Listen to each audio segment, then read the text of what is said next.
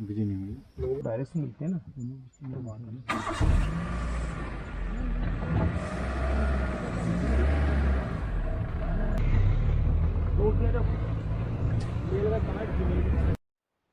तो हम अभी वेट करेंगे ना। Only one vehicle see the tiger. बस बस बस बस बस बस बस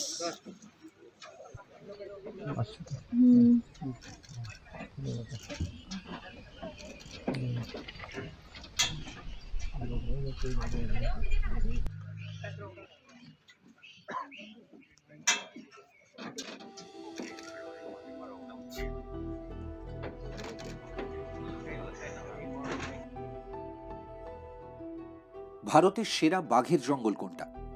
নানা মুনির নানা মত। এই তর্কের আজ অবধি মীমাংসা হয়নি। তবে করবেট, বান্ধবগড়, কানহা বা তাড়োবার সঙ্গে একই নিঃশ্বাসে উঠে আসে রণথম্বোর নামটা।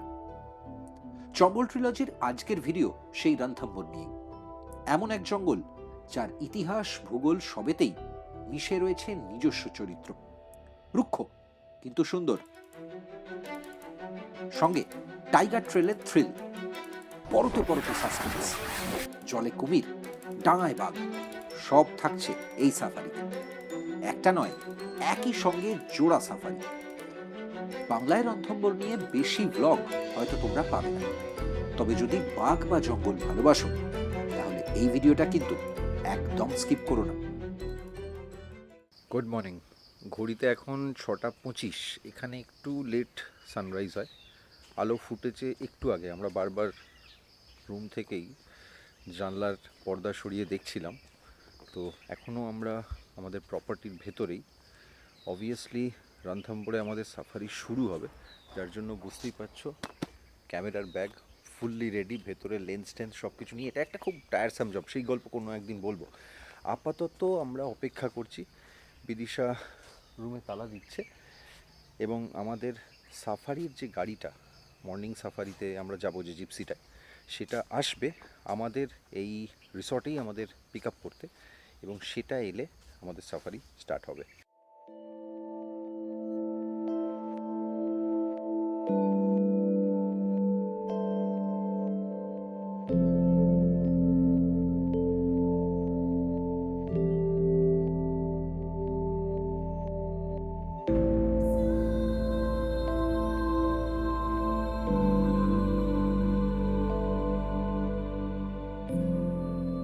রাজপুতানা সিরিজের আগের পর্বে তোমরা দেখেছিলে আমরা কিভাবে রণথম্বর পৌঁছেছিলাম। যদি ভিডিওটা না দেখে থাকো তাহলে লিঙ্কটা ডেসক্রিপশনে দিয়ে রাখলাম। এই ভিডিওর শেষে দেখে নিও। ये हमारी गाड़ी है। हाँ यही है।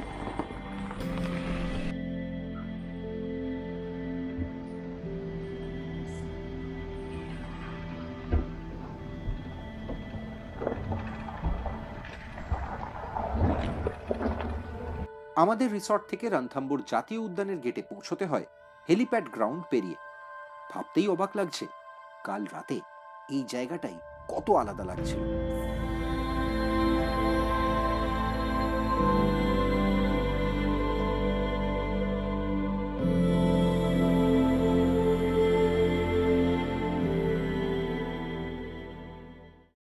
এটা হচ্ছে রণথম্বরের এন্ট্রি পয়েন্ট। এখন আমরা জাস্ট জঙ্গলে এন্টার করব। আরও বেশ কিছু গাড়ি রয়েছে এখানে। মেনলি গাড়ির যে পারমিটটা, যে গাড়িগুলো জঙ্গলের ভেতরে ঢুকছে সেগুলোকে এনলিস্ট করা হয়। ফার্স্ট চেকিং, অ্যান্ড দেন আরও অনেক গাড়ি আছে, দেখতেই পাচ্ছ। এখন টাইম 6:42। এটা বেশ ইন্টারেস্টিং যে আমাদের গাড়িতেও 6 জন হওয়ার কথা ছিল, और 3 জন ক্যান্সেল করেছে লাস্ট মোমেন্ট, তো আমরা জাস্ট 3 জন ট্রাভেল করছি। ফলে এই পিছনের রোটা পুরোটা আমাদের। মাঝের রোতে প্রশান্ত আছেন দিল্লি থেকে। প্রশান্ত সে হাই।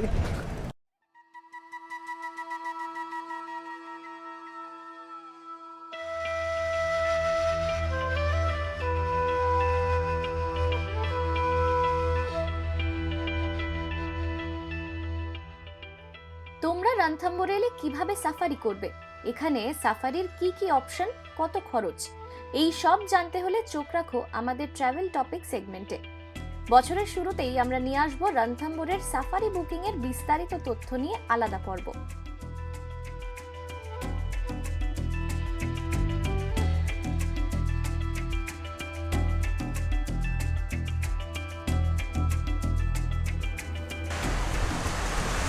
Just watch.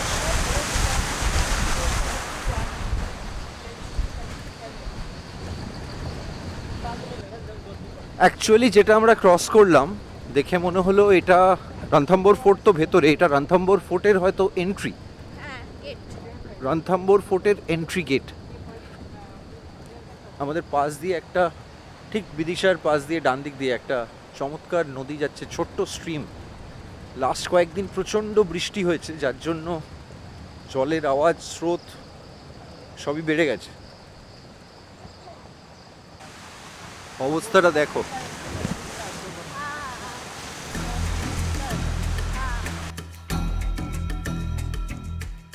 বর্ষা এখানে দেরিতে আসে, অক্টোবরে যে এত জল পাবো আশাই করিনি। আজ আমাদের সকালের সাফারি বুক করা ছিল জোন 2-তে, কিন্তু জঙ্গলে ঢুকে জানতে পারলাম জল জমে জোন 2-র রাস্তা পুরো ভেসে গেছে। তাই এখন আমাদের পাঠানো হচ্ছে জোন 3-তে। রণথম্বোরের এই জোন অবশ্য পর্যটকদের সবচেয়ে পছন্দের।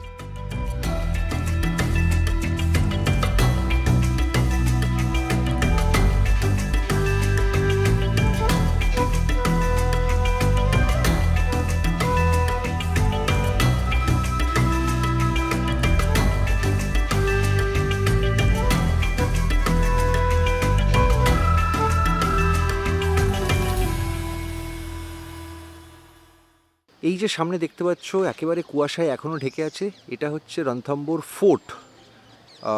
জোন 3-তে রণথম্বোর ফোর্ট হয়েই যেতে হয়।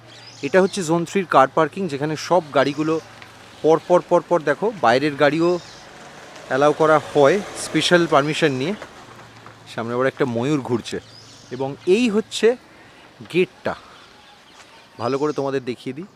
এটা হচ্ছে যোগী মহল গেট, জোন 3-র এন্ট্রি। এখান দিয়েই আমাদের গাড়ি দাঁড়িয়ে রয়েছে।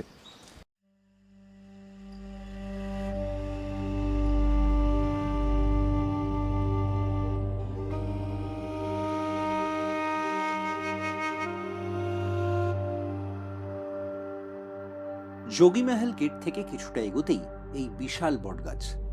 গাইড জানালেন, ভারতের মধ্যে হাওড়ার বটানিক্যাল গার্ডেনের ঠিক পরেই বয়সে সবচেয়ে বুড়ো গাছ রণথম্বোরের এই বট।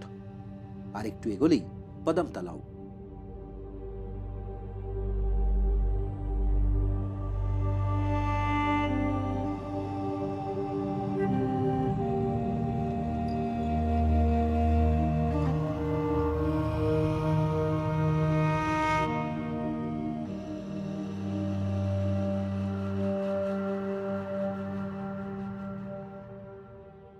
রাজস্থানের একদম পূর্ব দিকে অবস্থিত এই রণথম্বোর জাতীয় উদ্যান।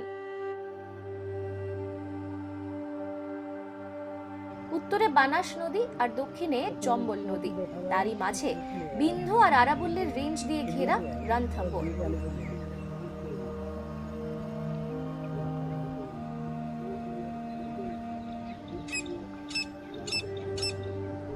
পাহাড়ি চড়াই উতরাই, কিছুটা ওপেন গ্রাসল্যান্ড আর বাকিটা শালের জঙ্গল, এসব নিয়ে কিছুটা রুক্ষ রণথম্বোর। 1334 বর্গ কিলোমিটার জঙ্গলে কোর জোন 716 বর্গ কিলোমিটার জুড়ে। এই জঙ্গলকে টাইগার রিজার্ভের মর্যাদা দেওয়া হয় প্রায় 50 বছর আগে।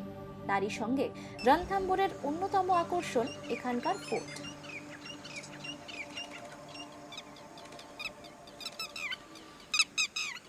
পাদাম লেক, এই জোন 3-তে অনেকগুলো লেক আছে, this is the first one.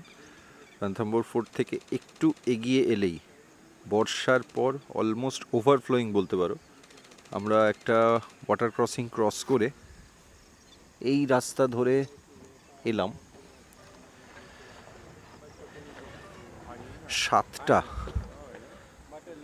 7:10 two B precise.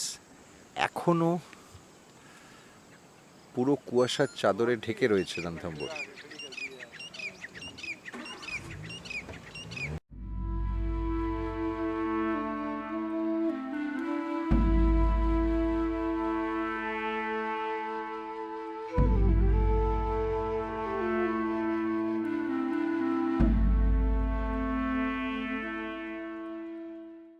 Tiger की जो मेन चीज़ डिपेंड करती है उसको, एक तो शिकार जो आसानी से मिल रहा है, पीने को पानी और देने को छुपने को जगह मिल रही है, तो फिर वो सर्वाइव कहीं भी कर जाता है। अच्छा, कोल्ड पैलेस में भी टाइगर रह जाता है, जबकि ये हॉट पैलेस है। यूपी में गन्ने के खेतों में घूम रहे हैं रोज।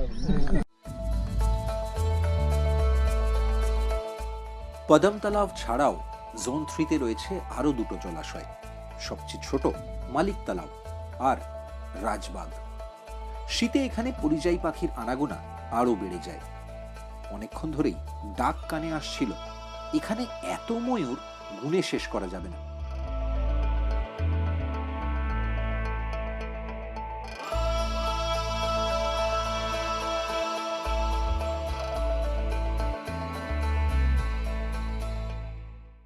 গাইড সাহেব বলছিলেন ভোর থেকে সকাল এই সময়টাতেই বাঘ দেখার সম্ভাবনা বেশি থাকে।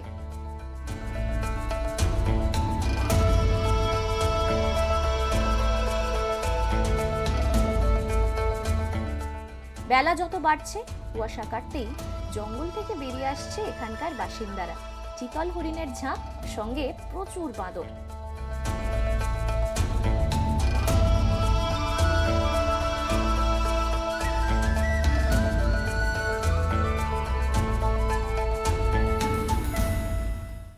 ওপেন গ্রাসল্যান্ড, সঙ্গে জলাশয়।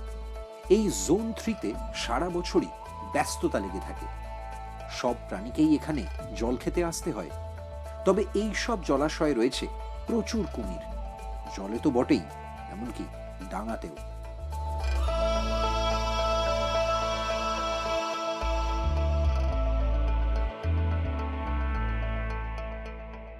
ধারে কাছে টহল দিতে দিতে অ্যান্টিলোপ দেখতে পেলাম।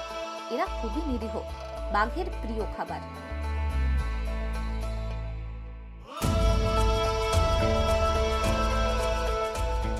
ঘুরতে ঘুরতে গাছের ডালে চোখে পড়লো এই পেঁচার জোড়া।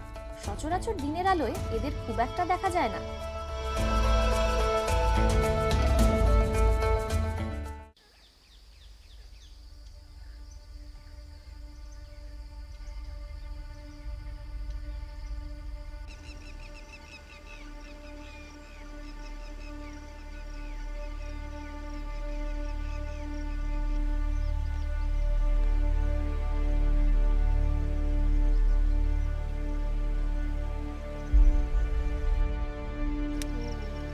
রাজবাগ লেক, তার ধারেই রাজা রাজরাদের আমলে শিকারের জন্য এই বিল্ডিংটা, এই স্ট্রাকচারটা বানানো হয়েছিল। একসময় রাজারা এখান থেকে বাঘের ওপর বা অন্য শিকারে বেরোলে জঙ্গলে নজর রাখতেন। এরকমও ফেনোমেনা দেখা গেছে যে এই স্ট্রাকচারে বাঘ নিজে বসে আছে।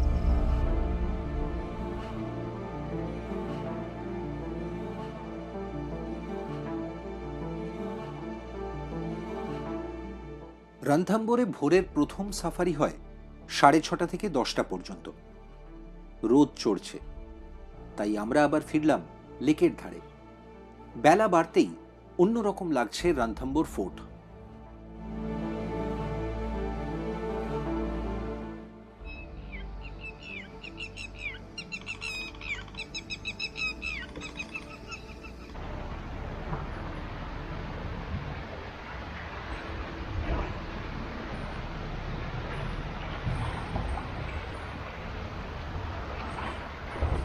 দেখতে দেখতেই 10টা বাজতে চলল। এখন ফিরতে হবে। ভাগ্যিস বিকেলেও সাফারি বুক করা আছে। কে জানে আজ কপালে বাঘ দেখা আছে কিনা।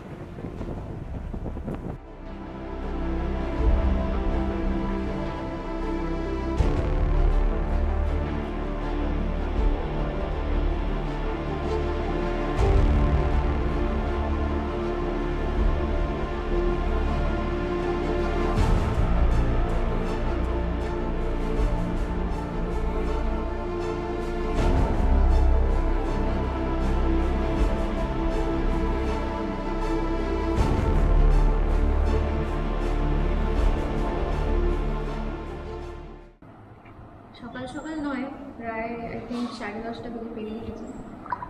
দয়া করে এটাকে ব্রেকফাস্ট বলিস না। এটা ঠিক ব্রেকফাস্টও নয়, আবার ব্রাঞ্চও পুরো নয়। ব্রাঞ্চ হলে আরেকটু হেভি হওয়া প্রয়োজন ছিল, ওটাই অলমোস্ট আর কি সামনে কাছাকাছি। এখন আমরা খাচ্ছি একটা ভেজিটেবল স্যান্ডউইচ, তার সঙ্গে অমলেট আর চা কফি। কারণ আমাদের এর পরে একটা প্ল্যান আছে দুপুরবেলা, সেটার জন্য কিন্তু আমাদের বেরিয়ে পড়তে হবে খুব তাড়াতাড়ি।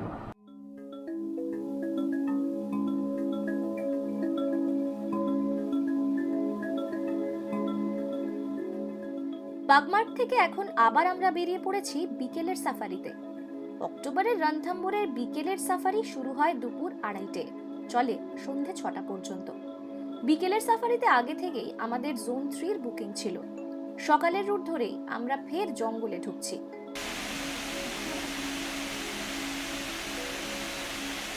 Start by idea or monkey speak also. But hot temperature time to send. তবে এবার জিপসি ফুল, সওয়ারি বদলেছে।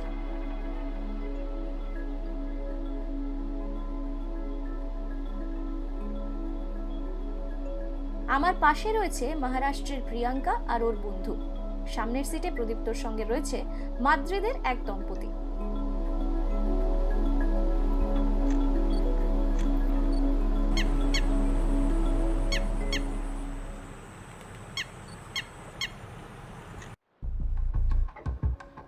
गाड़ी खड़ी है तो हो सकता है नीचे आ जाए, वही खुदा दूर से ऊपर नीचे आके आ जाओ, कोई जरूरी कौन है ऊपर चले। ওয়াকি টকিতে সাইটিংয়ের খবর হয়েছে, সম্ভবত ঋদ্ধি। গাইড সাহেব বললেন সচরাচর আরও বিকেলের দিকেই বেশি সাইটিং হয়, আজ একটু তাড়াতাড়ি। দুপুরের দিকেই দেখা গেছে। আমরা এখন বাঘের পায়ের ছাপ খুঁজছি। অবশ্য শুধু আমাদের জিপসি নয়, জঙ্গলের বেশিরভাগ গাড়ি এখন জোন 3-র এই অংশে ঘুরপাক খাচ্ছে।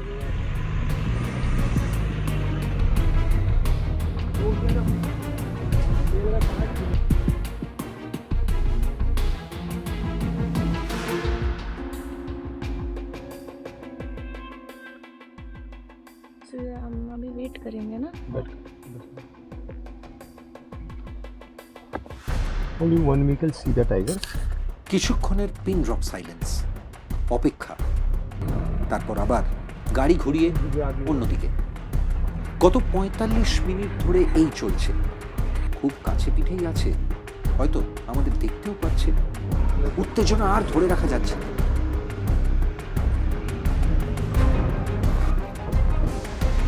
অবশেষে बस बस बस बस बस बस बस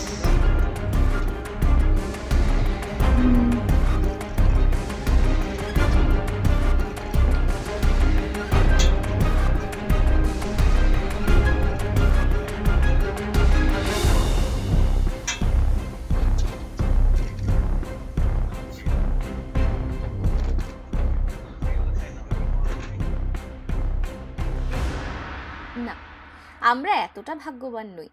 সেদিন এই ছবি আমরা দেখতে পাইনি, তবে আমাদের আগের একটা গাড়ি দেখেছিল। পরে কোনোদিন হয়তো আমরাও দেখব।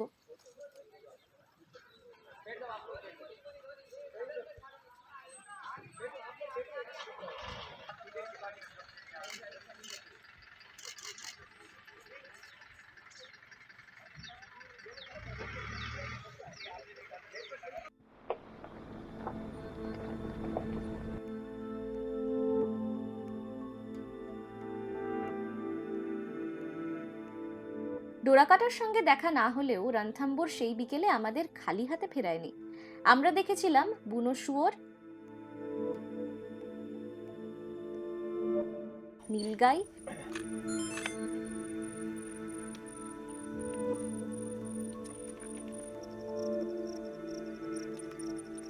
আর শেষ বিকেলের রোদ পোহানো এই কুমিরটা।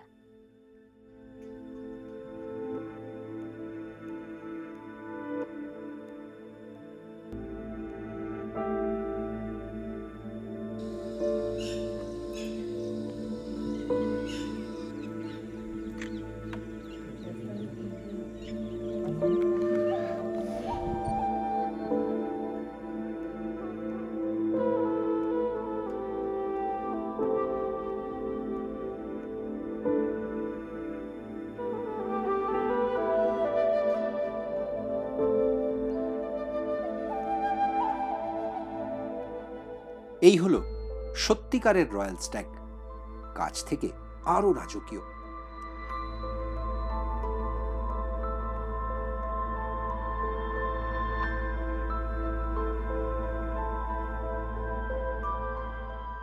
এবার একে দেখো, একদম নিষ্পাপ। এরা কিন্তু জন্মানোর কিছুক্ষণের মধ্যেই হাঁটতে শিখে যায়। 4-5 days old. 4 days. Okay. हाँ. उसमें चलता है हाँ, 2 से 3 घंटे बाद 2 घंटे बाद, और वो उससे छोटा है, वो 1-2 दिन का ही है, 1-2 days old, second one. में चलता हाँ, 2 घंटे बाद चलना चाहिए. अरे बाबा रे। The second one, the 1-2 days old. Today. Yes.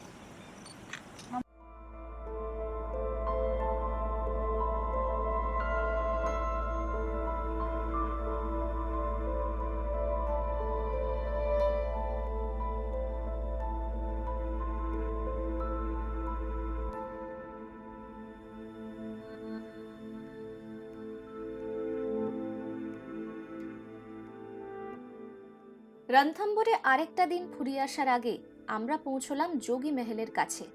সামনেই পদম তালাব, আর দূরে রণথম্বর কেল্লা। দিগন্ত জুড়ে শেষ বিকেলে সূর্যের রং মশাল।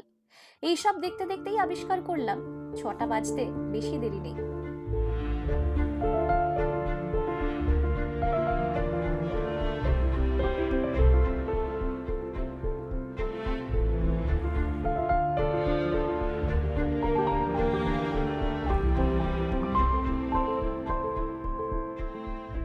এখানে ঝুপ করে সন্ধে নেমে আসে। সন্ধেটাও কম থ্রিলিং নয়। ফেরার পথে বারবার মনে হলো রণথম্বর এবার যতটুকু দেখলাম তারপরেও অনেকটা অদেখা রয়ে গেল, তাই আবার ফিরে আসতেই হবে। তোমরা যদি রণথম্বর এসে থাকো তাহলে সেই অভিজ্ঞতাটা অবশ্যই শেয়ার করো। আর এই পর্বটা কেমন লাগলো কমেন্টে জানিও। ভালো লাগলে লাইক করো, চ্যানেলে নতুন হলে সাবস্ক্রাইব করে নিও। পাশেই জয়েন বাটনে ক্লিক করে আমাদের মেম্বারও হতে পারো। ফেসবুক, ইনস্টাতেও রেকর্ডিং মোডকে ফলো করতে ভুলো না। ভালো লাগলে ফেসবুকে স্টার দিও। আর আমাদের ফ্যামিলির অংশ হতে জয়েন করো রেকর্ডিং মোড ট্রাভেলগ ফেসবুক গ্রুপে। যদি সরাসরি আমাদের টিমের সঙ্গে যোগাযোগ করতে চাও, হোয়াটসঅ্যাপ নাম্বার স্ক্রিনেই দিয়ে দিলাম।